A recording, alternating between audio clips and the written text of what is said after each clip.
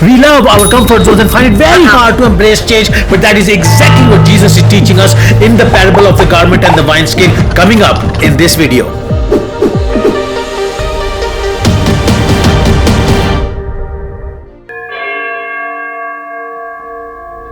Today we're studying the parable of the wineskin and the garment, and we want to see the context why Jesus is teaching these two parables. And the context is because the scribes and Pharisees are asking Jesus a lot of questions. And why they're asking Jesus questions? Because they see Jesus doing stuff which they are not used to. Jesus is doing new stuff. Jesus has new way of doing things, and he is diverting from the old school way of doing things, the way that they are used to, and their mind just cannot comprehend why Jesus is doing this kind of stuff. This is weird stuff. This is very strange things that Jesus is doing. And what is Jesus doing? First of all, what he does is that he calls Matthew, a tax collector, an enemy of the state, an outcast, a sinner, a dirty person, spiritually dirty person. He called him to be a disciple. I mean, that is disgusting. That is so strange. That is so weird. That is not. We keep distance from the tax collectors. They are the enemies. And not only did he call him to be a disciple, now he is in Matthew's home, and not only is he in his home, he's called the other tax collectors to join him and the sinners to join him, and he's having a meal with them. I mean, these Pharisees and scribes, they did not have anything to do with the tax collectors and sinners, and having a meal means a lot. I mean, if they would just touch someone, they would be having oblations and cleansing themselves, and to have a meal with them, that is so strange and weird. And they are collected outside Matthew's home, and they are wondering what's happening. I mean, in their lives they would never ever come to close to a tax collector's home, but now since Jesus is there, they are there to see the drama. They are there to see what's happening. Then they ask Jesus, why are you dining with the sinners and the tax collectors? Jesus mentions a sick person needing a physician, and then they ask him, why do your disciples not fast? I mean, they are the spiritual police people, they are checking what other is eating, the other person praying or not, or what kind of clothes the other person is wearing, and what the other persons are talking about. I mean, in today's world, we don't have any spiritual police people, right? So we don't check what kind of a spiritual life other people are living, and if we are, maybe we are the modern day scribes and Pharisees, and this is what we have to avoid. I mean, spirituality, biblical spirituality is about our growth and helping the other person grow, not being a police person. So these police people, these scribes and Pharisees, they're asking Jesus all these questions, and they're saying, why are they not fasting? And there Jesus mentions, their time will come to fast. At the moment their bridegroom is with them, so when he is gone, then they will fast. And in reply to this, because the new stuff, because the change, because Jesus is doing something very different to what they are used to, and it is not acceptable for them, then Jesus mentions these two parables. The first parable is about an old garment, and Jesus said, when there is a tear in the old garment, you will not take a new cloth and then put it in the old cloth and you will sew it. You see, when I was a child, I saw my mom and in my home a big box with some threads and some needles and some pins and a lot of stuff, and there was a lot of sewing happening. But in today's world, I never ever see this, because we live in a world of fast fashion, in a world of Zara, H&M, Mango, and so many other brands which exploit the poor people, make cheap clothes, sell them, and we wear them for a couple of times and then we throw them. And this is something that we should really ponder upon and think, because this is not useful. But in the olden days, there was no fast fashion, and people used to sew their clothes, and Jesus is saying, you will not take a new cloth and put it with the old cloth, because you see, the old cloth is an old cloth which has been washed several times,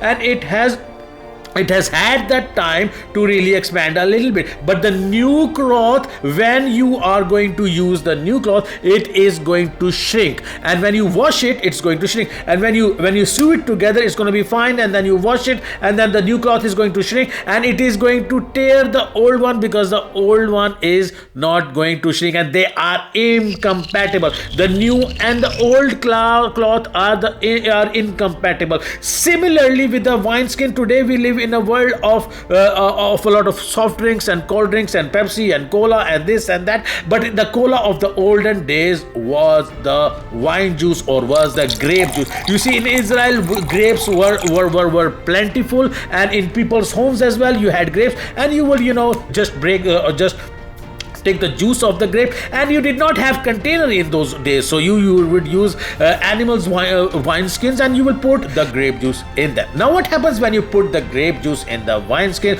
Grape juice is going to go through a process of fermentation where it's going to release gases, and if you will put the new wine in a new wine skin, the wine skin is also going to expand, and then it's going to be compatible with that. But if you will put new wine in old wineskin, the old wineskin has already expanded, it has no further capacity to expand, and then if you will put new wine in it, it's going to go through the process of fermentation, there's going to be gases releasing, and since the old wineskin cannot expand, it is going to burst and all the wine is going to be spilled, and there's going to be a lot of wastage and loss. And to avoid that, we want to put new wine in new wineskin and old wine in old wineskin. And then Jesus mentions the verse in verse 39, a very interesting sentence, and I love that sentence. I love that verse. Jesus says,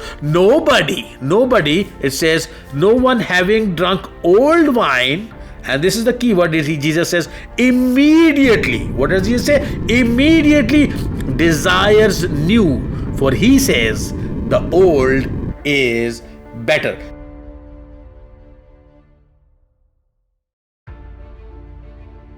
So what is Jesus really teaching? He is teaching that I am bringing something new. I have come to bring a new mentality, a new thinking, a new philosophy, a new way of looking at life. But you will never ever be able to accept the new until and unless you have given up on the old. If we keep embracing the old mentality, the old way of looking at life, and the old way of doing things, we will never ever be able to accept and embrace the new. And in this new economy, and in this new changing world, and in these new circumstances, we better be ready for something new. We better be ready for change. We better be ready of doing something differently, because Jesus wants us to succeed in life. Jesus wants us to reach our full potential. Jesus wants us to do the things that He has called us to do, and we will never ever be able to do those things if we keep embracing the old. If we keep doing the things we have been doing all our lives. Maybe in the olden days, maybe 100 years ago, that was okay. But in today's fast changing world, in today's fast changing economy, in today's fast changing inflation, in today's world of AI, if we do not embrace change, if we do not change ourselves, and if we do not allow God to lead us and to show us a new direction, a new path, a new way of looking at life, the world is going to go ahead, and we will never be able to catch up to that world, and we will never be able to reach our utmost potential. And brothers and sisters, if we want to be the best version of ourselves, if we want to really achieve the full potential in our life, we have to go through a process, an uncomfortable process of giving up the old and embracing the new.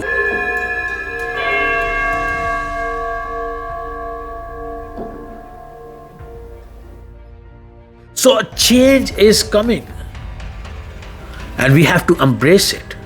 We have to accept it. We have to work on it.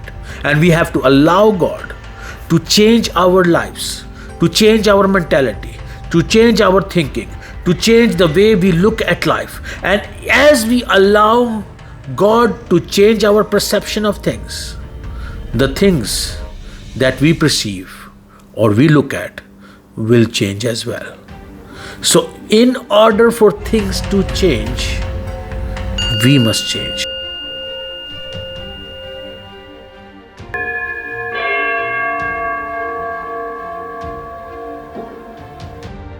And as I mentioned, the last verse, where Jesus says, somebody drinking the new wine will not like it immediately. which means that the new way of doing things, the way Jesus is showing us, we will not like it immediately.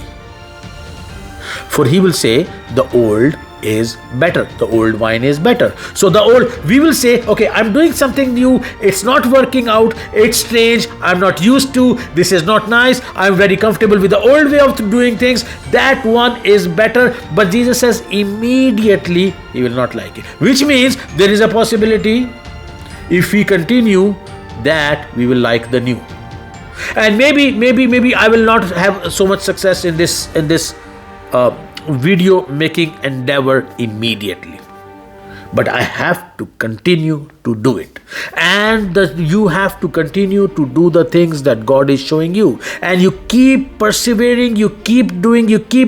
And one thing we believers must do is that no matter how tough the circumstances are, we will not give up, and we will continue on the path of renewing our mind, of renewing our spirit, of renewing our faith, and allowing God to show us new paths, new directions, new way of looking at things, and new way of doing things. Brothers and sisters, the only constant is change.